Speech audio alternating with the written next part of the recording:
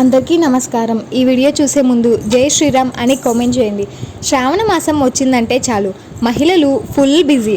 హిందువుల ప్రతి ఇల్లు పూజలు వ్రతాలతో ఆధ్యాత్మిక శోభను సంతరించుకుంటుంది. శ్రావణ మాసం ప్రతిరోజు పూజలను చేస్తారు. అయితే శ్రావణ సోమవారం శివయ్య పూజను, మంగళవారం మంగళగౌరి పూజను, శ్రావణ శుక్రవారం వరలక్ష్మీదేవిని అత్యంత భక్తి శ్రద్ధలతో నిర్వహిస్తారు. శ్రావణ మాసంలోని ప్రతి శుక్రవారం విశిష్టమైనదే. అయితే పౌర్ణమికి ముందు వచ్చే శుక్రవారం నాడు వరలక్ష్మీదేవి వ్రతాన్ని ఆచరిస్తారు. ఈ ఏడాది వరలక్ష్మి వ్రతం ఆగస్టు 16వ తేదీన వచ్చింది.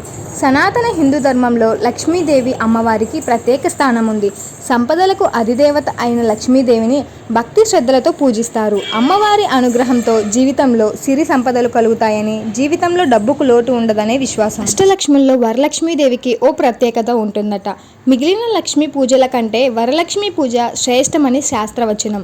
శ్రీ మహావిష్ణువుకి ఇష్టమైన, పైగా విష్ణువు జన్మ నక్షత్రమైన శ్రవణం పేరిట వచ్చే శ్రావణ మాసంలో వరలక్ష్మి వ్రతాన్ని చేస్తే విశేష ఫలితాలు లభిస్తాయట.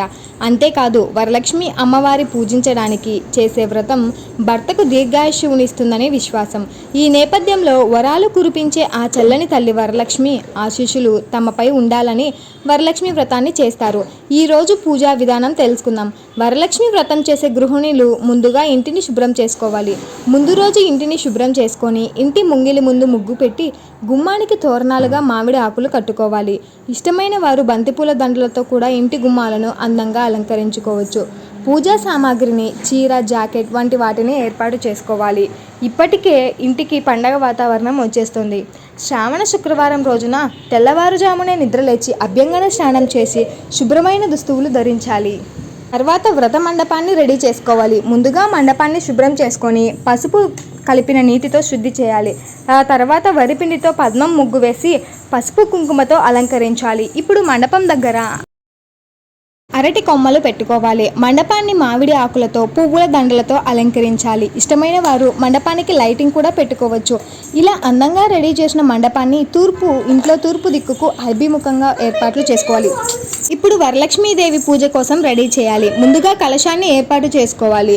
ఇందుకోసం వెండి, రాగి, ఇత్తడి వంటి ఇలా ఏ లోహంతో చేసిన కలశాన్ని అయినా తీసుకొని దానికి పసుపు రాసి బొట్టు పెట్టి అందంగా అలంకరించాలి.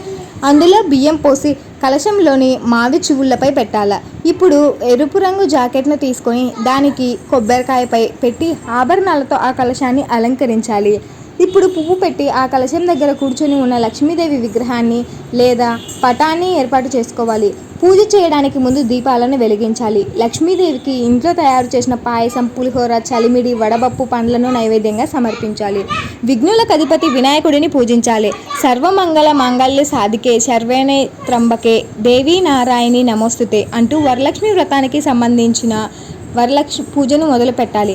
వరలక్ష్మి వ్రత కథ చదివిన తదనంతరం అమ్మవారికి చీర, జాకెట్, నగలు, పసుపు, కుంకుమ పెట్టి కొబ్బరికాయ కొట్టి ధూపం వేయాలి. ఇలా దేవికి పూజ చేసిన అనంతరం హారతి ఇవ్వాలి.